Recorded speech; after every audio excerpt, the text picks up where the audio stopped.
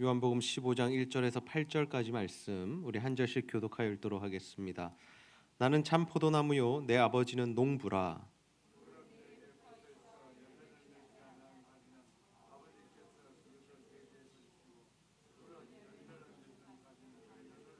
위하여 그것을 깨끗하게 하시느니라. 너희는 내가 일러준 말로 이미 깨끗하여졌으니 내 안에 거하라. 나도 너희 안에 거하리라. 가지가 포도나무에 붙어 있지 아니하면 스스로 열매를 맺을 수 없음 같이 너희도 내 안에 있지 아니하면 그러하리라. 나는 포도나무요 너희는 가지라. 그가 내 안에 내가 그 안에 거하면 사람이 열매를 많이 맺나니 나를 떠나서는 너희가 아무것도 할 수 없음이라. 사람이 내 안에 거하지 아니하면 가지처럼 밖에 버려져 마르나니 사람들이 그것을 모아다가 불에 던져 사르느니라. 너희가 내 안에 거하고 내 말이 너희 안에 거하면 무엇이든지 원하는 대로 구하라. 그리하면 이루리라. 너희가 열매를 많이 맺으면 내 아버지께서 영광을 받으실 것이요 너희는 내 제자가 되리라. 아멘. 아멘. 오늘은 열매 맺는 인생이라는 제목으로 하나님의 말씀을 나누도록 하겠습니다. 오늘도 하나님의 은혜를 사모하여 예배의 자리에 나오신 여러분 모두를 환영하고 축복합니다. 우리 옆 사람과 한번 인사하겠습니다. 잘 오셨습니다. 네. 오늘 우리가 이 포도나무 비유의 말씀을 통해서 과연 우리가 이 땅을 살아가는 동안에 어떻게 하면 열매 맺는 인생을 살 수 있을까에 대한 이러한 말씀을 함께 나누고자 합니다. 여러분 오늘 새벽 기도에 나오신 분들 그리고 오늘 아침 말씀을 묵상하신 분들은 다 아시겠지만 오늘 우리가 묵상한 에스겔서에 보면 이 포도나무 비유가 동일하게 등장합니다. 이 성경에서 포도나무는 무엇을 상징하는 것입니까? 하나님의 복, 하나님이 주시는 은혜를 상징하는 나무입니다. 왜냐하면 이 포도나무가 참 가지가 많이 뻗어나가는데요. 그 가지가 뻗어나가면서 수많은 열매들을 맺고 또 사람들에게 포도와 포도주라는 이러한 좋은 것들을 생산하게 만들어주고 그래서 사람들의 삶을 윤택하게 또 풍성하게 해주는 것이 바로 이 포도나무이기 때문이죠. 그런데 하나님께서는 그 포도나무를 이스라엘 백성으로 부르시는데 그 포도나무 이스라엘 백성을 어떻게 하겠다라고 말씀하십니까? 이제는 아무 쓸모없어 땔감으로 쓰겠다라고 말씀하시죠. 불에 던져버리겠다라고 말씀하십니다. 여러분 왜 포도나무가 그렇게 하나님의 복과 은혜를 상징하는 포도나무가 버려져 땔감으로 쓰임을 받게 됩니까? 그 이유가 무엇이냐면 이스라엘 백성들이 하나님의 말씀을 떠나 우상을 섬기는 그 범법을 행했기 때문입니다. 하나님 앞에 죄를 범하자 아무리 축복을 상징하는 그 이스라엘이요 포도나무라 할지라도 하나님께서 그를 버리시니 아무런 의미가 없는 쓸모가 없는 그저 땔감으로밖에 쓸 수 없는 존재가 되어버렸다라는 것이죠. 우리는 이 말씀을 반면교사로 삼아야 합니다.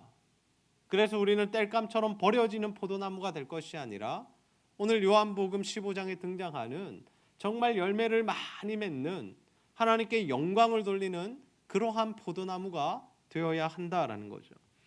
그렇다면 여러분 우리는 어떻게 해야 이 열매 맺는 인생을 살아갈 수 있을까요? 우리 모두의 꿈과 소망이 열매 맺는 인생을 사는 것인데 어떻게 하면 하나님의 말씀 안에서 그 일이 가능하겠습니까? 오늘 우리가 요한복음 15장 말씀을 통하여서 정말 열매 맺는 삶의 비결에 대한 말씀 함께 나누고자 합니다. 바라기는 여러분 모두가 정말 하나님 앞에 정말 하나님 안에 거하는 자들이 다 되셔서 열매 맺는 삶을 살아가게 되시기를 주님의 이름으로 축복합니다. 여러분 우리가 이 세상에서 사는 동안에 열매 맺는 삶을 사는 비결은 무엇일까요? 그것은 바로 하나님 안에 거하는 것입니다. 우리 한번 따라해 보겠습니다. 하나님 안에 거합시다. 하나님 안에 거합시다. 오늘 우리가 읽은 포도나무 비유에 보면 하나님은 농부 그리고 예수님은 포도나무 그리고 가지는 우리 예수 그리스도의 그리스도인들, 제자들, 예수를 믿는 사람들 이렇게 우리가 표현할 수 있습니다. 그런데 성경이 말씀하는 이 내용 중에 이 가지된 우리들이 열매를 맺을 수 있는 방법이 무엇이라고 합니까? 그것은 바로 가지가 포도나무에 붙어 있을 때, 가지가 포도나무로부터 영양분을 공급받을 때 그 가지가 열매를 맺을 수 있다라는 거죠. 가지 혼자만 있을 때는 생명력이 없다라는 겁니다. 가지 혼자의 힘과 능력으로는 열매를 맺을 수 없다라는 거죠. 꼭 붙어 있어야, 나무에 붙어 있어야 그 영양분과 수액을 공급받아서 열매 맺는 그러한 가지가 될 수 있다라는 겁니다. 그래서 예수님께서 이런 말씀을 하시죠. 요한복음 15장 4절에서 5절 말씀 우리 다시 한번 읽어보겠습니다. 시작. 내 안에 거하라 나도 너희 안에 거하리라. 가지가 포도나무에 붙어 있지 아니하면 스스로 열매를 맺을 수 없음 같이 너희도 내 안에 있지 아니하면 그러하리라.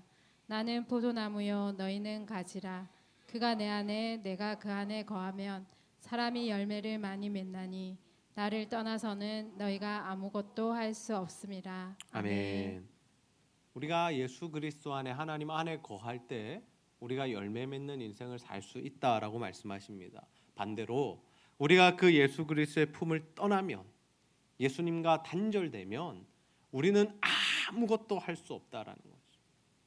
우리 사람의 힘과 능력과 노력으로는 이 하나님이 주시는 이 열매를 맺을 수가 없다라는 겁니다. 여러분, 우리의 삶 가운데 열매 맺을 수 있는 방법은 이렇게 분명합니다. 하나님 안에 거하는 것이죠. 반대로 우리가 하나님 안에 거하지 못할 때는 우리의 삶 가운데 그 열매가 맺히지 않는다라는 거죠. 그래서 우리가 신앙생활하면서 날마다 우리의 삶을 점검해야 할 부분은 무엇이냐면, 내가 정말 하나님 안에 거하고 있는가? 내가 정말 하나님 안에 거하고 있는가? 이 부분을 반드시 정밀하게 우리가 함께 돌아보고 점검해야 한다라는 것입니다. 여러분, 삼손이라는 사람을 기억하실 겁니다. 여러분, 사사들이 있었는데 사사 시대에 수많은 사사들이 있었지만 그들 중에 가장 능력이 있었고 가장 뛰어났고 또 무언가 특별했던 사사가 바로 이 삼손이었죠. 그러나 하나님께서 주신 엄청난 힘을 가진 사람이었습니다. 단순히 다른 사람들보다 조금 더 힘이 좋았던 것이 아닙니다. 지금 시대로 이야기하자면 운동선수, UFC 선수, 격투기 선수, 이 사람들처럼 일반인들보다 뛰어난 그 정도의 수준이 아니었다라는 거죠. 그는 정말 영화나 드라마에 나올 법한 이 초능력자였습니다. 여러분, 그가 활동했을 때 어떤 일들이 있었습니까? 아무도 그를 제어할 수가 없었습니다. 블레셋 사람들 1000명이 이 삼손을 죽이려 했지만 나귀 턱뼈 하나 들고 그 1000명을 다 때려 죽였다라는 거죠. 이는 자신의 힘이 아닙니다. 사람의 힘이 아니다라는 것. 하나님이 주신 특별한 은혜와 은사였다라는 것입니다. 그런데 그가 그 힘과 능력으로 무엇을 합니까? 하나님은 이스라엘 백성들을 구원해내라고 하나님의 나라를 위하여 그에게 그러한 힘과 능력을 베풀어 주셨죠. 그런데 이 삼손이 그 힘을 주로 썼던 곳은 어디냐면 자신의 정욕을 채우는 삶을 위해서 그 힘과 능력을 사용했다라는 겁니다. 대부분 여자들을 만나는 일에, 그리고 그 여자의 관계를 지키는 일에 그 힘을 사용하게 됩니다. 그 결과가 무엇입니까? 한 여인에게 이 유혹에 넘어가서 자신의 힘의 근원, 아무에게도 알려주지 않아야 하는 그 머리를 밀면 자신의 힘이 사라진다는 그 비밀을 발설하게 되고, 그로 말미암아 여자로부터 머리가 밀리게 되고 힘을 다 잃게 되죠. 그에게서 하나님 주신 그 특별한 힘, 특별한 능력, 은사, 은혜가 떠나가자 어떤 상황이 벌어집니까? 블레셋 사람들이 너무나도 쉽게 삼손을 제압해 버립니다. 예전에는 1000명이 와도 삼손을 당해낼 수 없었는데 하나님의 힘이 없어지고 나자 그도 똑같은 일반인이 되어 이 블레셋 사람을 물리칠 힘이 없었다라는 거예요. 그는 끌려가면서 두 눈이 뽑힙니다.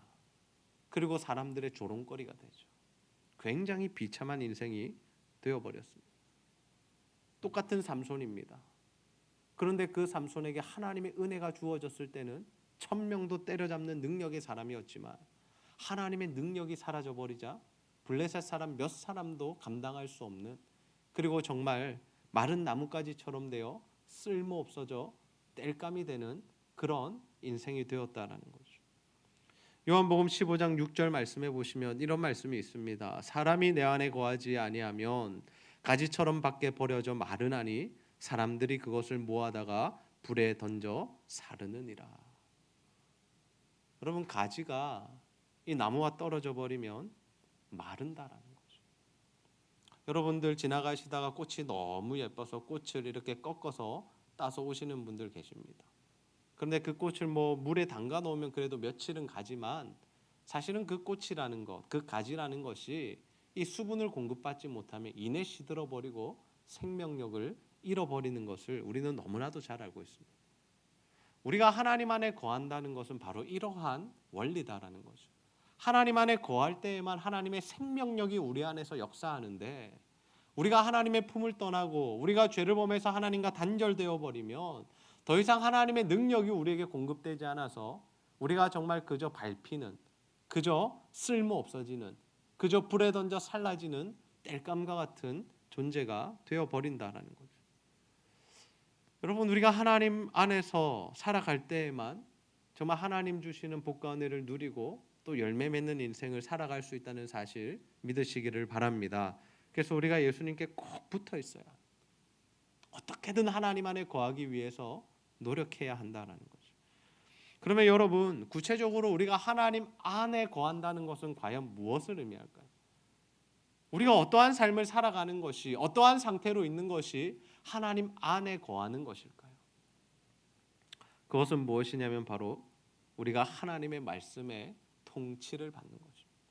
하나님의 말씀이 내 안에 역사하는 것을 의미하죠. 우리 안에 계신 성령 하나님이 우리 삶의 주인이 되셔서 우리의 삶을 인도해 가시는 것이 바로 우리가 하나님 안에 거하는 것이다라는 의미다라는 것입니다. 가지는 나무가 공급하는 수액으로 인하여 열매를 맺습니다. 동일합니다. 우리도 성령, 우리 안에 계시는 성령 하나님께서 우리에게 힘과 능력을 주셔야 우리가 열매를 맺는 인생이 될 수 있다라는 거죠. 우리 안에는 사랑이 없습니다. 우리 안에는 희락도 없습니다. 우리 안에는 인내도 없습니다. 우리 안에는 온유함도 없습니다.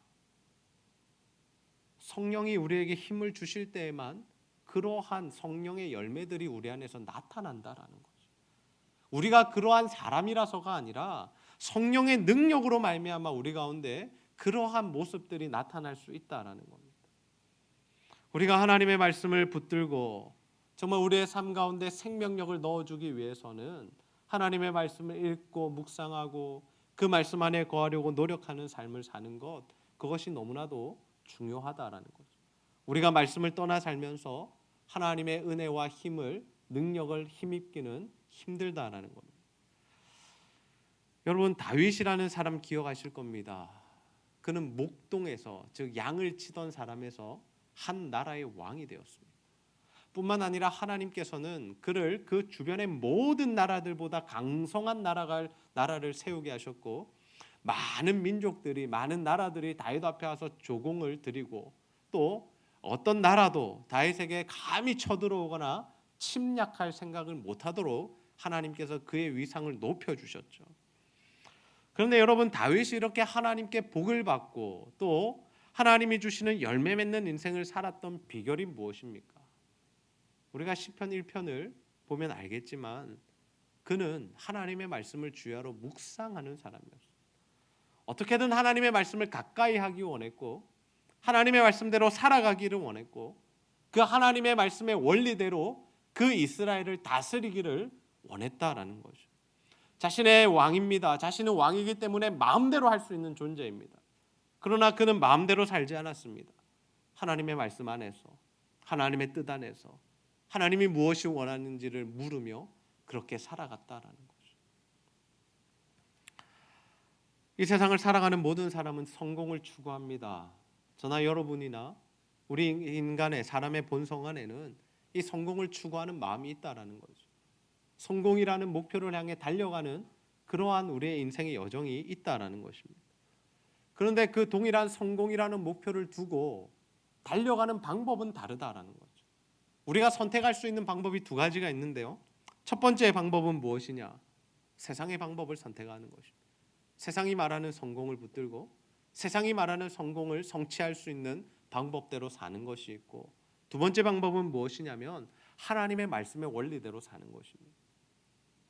하나님이 추구하는, 하나님이 말씀하신 그 성공을 향하여 달려가는 인생이 있다라는 거죠. 그런데 늘 문제가 무엇입니까? 우리 사람의 눈에 보기에는 하나님의 말씀보다는 세상의 방법이 더 좋아 보인다라는 거죠. 하나님이 말씀하시는 그 성공보다는 세상이 말하는 성공이 더 멋져 보인다는 것이 문제입니다. 그래서 사람들은 무엇을 선택합니까? 세상의 방법을 선택합니다. 세상이 말하는 성공을 추구하죠. 그런데 여러분, 시간이 지나 보면요, 세상의 방법을 추구했던 사람들보다 하나님의 말씀을 따라갔던 사람들의 삶이 더 은혜가 넘쳐난다라는 것을 우리가 알 수 있습니다. 여러분, 우리 학생들이 당장에 시험 성적을 올리려면 어떻게 합니까? 주일에 교회에 나오지 않습니다. 고3이라고 교회를 끊습니다. 그리고 학원에 가죠. 오늘 예담이가 처음으로 우리 수예배 반주를 했습니다. 그리고 주일부터 오전 예배 반주도 한다고 하는데요. 그런 선택을 하기가 쉽지 않다라는 거죠. 학원에 가야 하고 뭐 다른 일정도 있고 한데 저 중3짜리, 중2짜리 학생이 하나님을 위해서, 교회를 위해서 반주하겠다라는 마음을 먹는 게 쉬운 일은 아닙니다. 여러분, 막 입사한 회사에서 인정받으려면 우리가 어떻게 해야 됩니까? 사회생활 초년생들, 시작하고 얼마 안 된 사람들, 신앙을 잠시 포기하고 내려놓습니다. 사람들과 어울리기 위해서, 직장 상사에게 인정받기 위해서 그들의 문화와 그들이 요구하는 것들을 따라가기 바쁘다라는 거죠. 우리가 나이가 들어서 편안하게 살려면, 지금 우리가 100세 시대라고 하는데요, 그 노후를 잘 준비하려면 어떻게 해야 됩니까? 젊어서부터 이렇게 돈을 많이 모아놔야 하죠. 그러다 보니까 사람들이 하나님 앞에 드리는 헌신들, 헌물들을 굉장히 아까워한다라는 것. 많은 그리스도인들이 처럼 예수는 믿고 있지만, 교회는 다니고 있지만 하나님의 말씀이 아닌 세상의 방법들을 따라가는 경우가 많더라는 거죠. 그러나 하나님께서 우리에게 주신 약속은 무엇입니까? 하나님 말씀대로 살 때, 하나님의 방법대로 살아갈 때 복을 주시겠다는 약속입니다. 아무리 성적이 중요해도 하나님을 예배하는 것이 더 소중하게 생각하며 하나님 앞에 나오는 자들에게 하나님의 은혜가 임한다라는 거죠. 세상에서 사람에게 인정을 받는 것도 중요하지만 내가 정말 사람이 아닌 하나님의 인정을 받겠다라는 그러한 결단으로 나아가는 젊은이들에게 하나님이 길을 열어주신다라는 겁니다. 여러분, 돈이 있어야 편안히 사는 것 우리가 다 아는 사실이지만 돈이라는 것도 하나님이 주시는 거고 하나님이 언제든지 거두어 가실 수 있는 부분이기 때문에 우리가 정말 하나님 앞에서 물질 생활을 잘하는 것, 하나님 앞에 정직하게 우리가 하나님께 드려야 할 부분들을 드리는 것, 하나님 기뻐하신다라는 거죠. 이처럼 우리가 하나님 안에 거할 때 하나님이 주시는 복과 은혜가 있다라는 겁니다. 여러분, 우리가 사는 사회 그리고 일상이 참 녹록하지 않습니다. 그래서 우리가 이 현실을 살아가다 보면 하나님의 말씀과는 너무나 괴리가 느껴질 때가 많다라는 거죠. 하나님의 말씀은 그런 줄 알겠는데 세상은 그렇게 돌아가지 않는다라는 겁니다. 우리 성도들의 고민이 무엇입니까? 바로 여기서 오는 고민이죠. 하나님 말씀 선택했더니 잘 되었으면 아무런 문제가 없는데 하나님 말씀대로 살았더니 오히려 손해를 보는 것입니다. 그때 우리의 마음 가운데 갈등이 옵니다. 계속해서 하나님의 말씀대로 살 것인가? 아니면 하나님의 말씀을 잠시 내려놓고 세상의 방법을 선택할 것인가? 여러분, 잠시 손해를 본다 할지라도, 아니 우리가 영원토록 손해를 본다 할지라도 정말 하나님의 말씀을 붙드셔서 하나님이 주시는 복과 은혜, 우리가 생각하는 성공이 아닌 하나님이 허락하시는 성공한 삶을 살아가게 되시기를 주님의 이름으로 축복합니다. 여러분, 우리의 인생을 누가 주관하고 누가 주인 되어주시는 것이 가장 성공하는 인생을 사는 것이겠습니까? 천지를 창조하신 하나님께서 우리의 주인이 되어주시는 것입니까? 아니면 피조물에 불과한 우리 자신이 주인이 되는 인생을 살아가는 것일까요?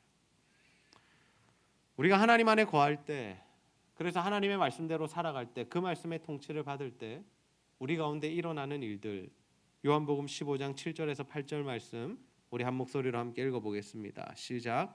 너희가 내 안에 거하고 내 말이 너희 안에 거하면 무엇이든지 원하는 대로 구하라. 그리하며 이루리라. 너희가 열매를 많이 맺으면 내 아버지께서 영광을 받으실 것이요 너희는 내 제자가 되리라. 아멘. 우리가 하나님 안에 거하고 하나님의 말씀이 우리 안에 거할 때 하나님의 뜻이 우리의 삶을 통하여 이루어지고 하나님의 뜻과 나의 뜻이 자꾸만 동일하게 겹칠 때 우리에게 일어나는 현상이 무엇입니까? 우리의 기도가 응답된다라는 거죠. 우리가 오래 끈질기게 정말 하나님 앞에 간절하게 기도하는 것도 중요하지만 그 전에 확인해야 할 작업이 무엇이냐면 이것이 하나님의 뜻인가 아닌가를 우리가 점검해야 한다는 거예요.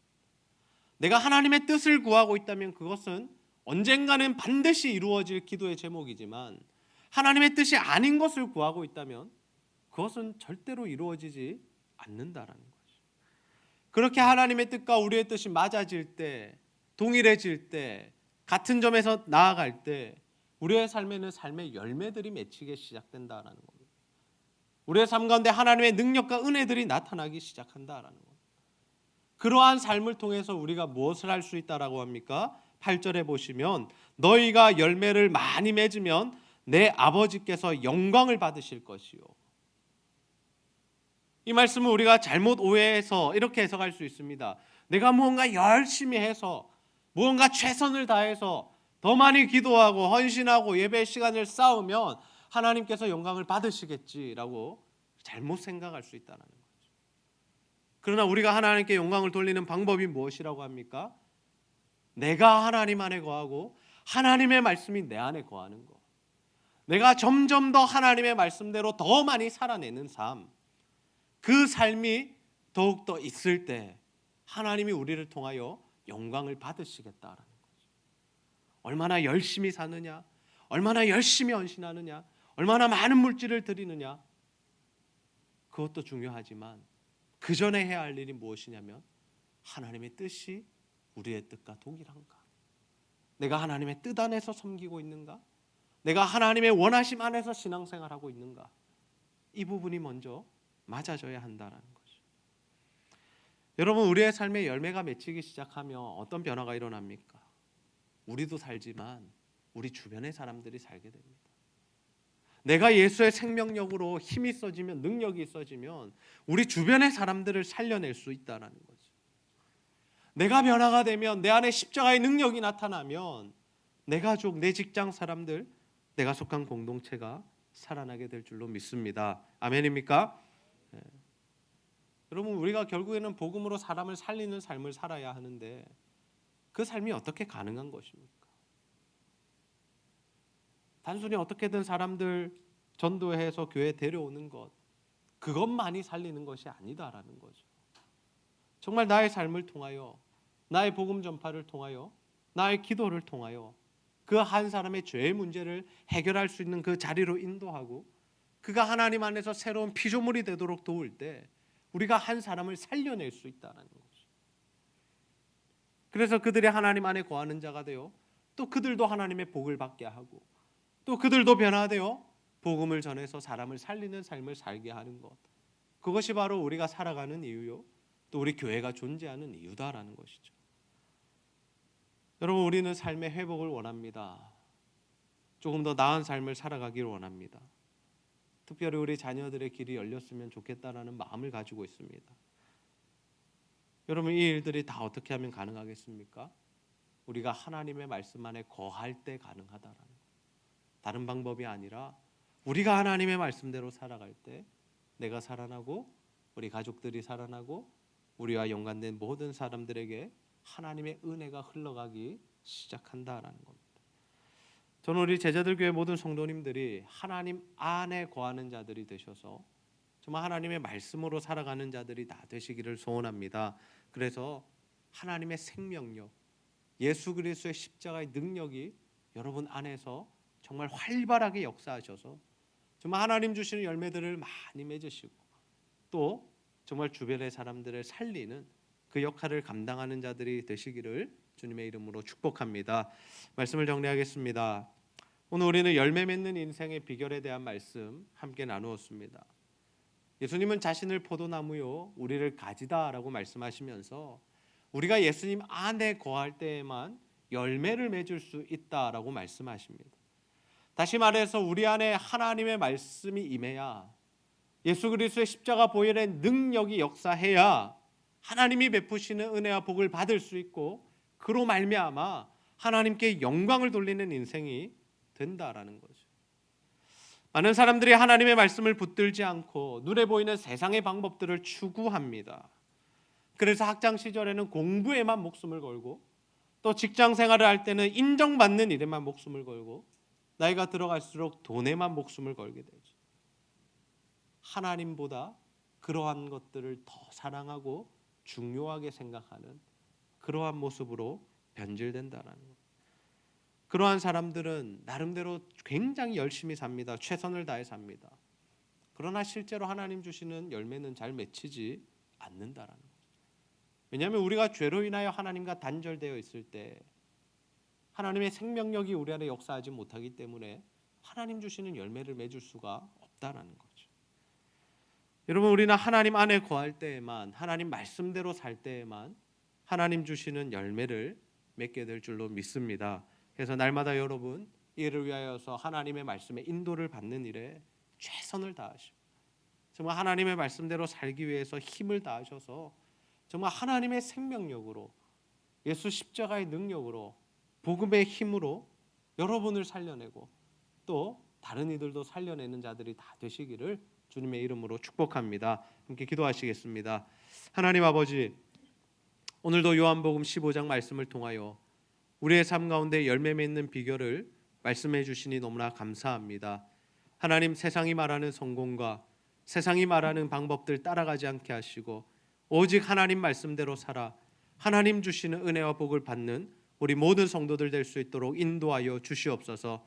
하나님의 뜻이 나의 뜻이 될 때 우리 안에서 열매가 맺히기 시작하고 그 열매를 통하여 하나님 영광 받으시겠다고 말씀하셨습니다. 아버지, 날마다 우리가 기도할 때, 말씀을 볼 때, 묵상할 때 하나님의 뜻이 나의 뜻이 되도록 기도하게 하시고, 그래서 정말 우리의 삶 가운데 하나님 주시는 열매들이 맺히게 하여 주셔서 정말 우리의 삶만 변하는 것이 아니라, 우리만 살아나는 것이 아니라 우리 주변의 사람들도 살려내는 그러한 사람들이 다 될 수 있도록, 그러한 사명들을 다 감당할 수 있도록 주여 인도하시고 역사하여 주시옵소서. 감사드리며 예수님의 이름으로 기도하옵나이다. 아멘.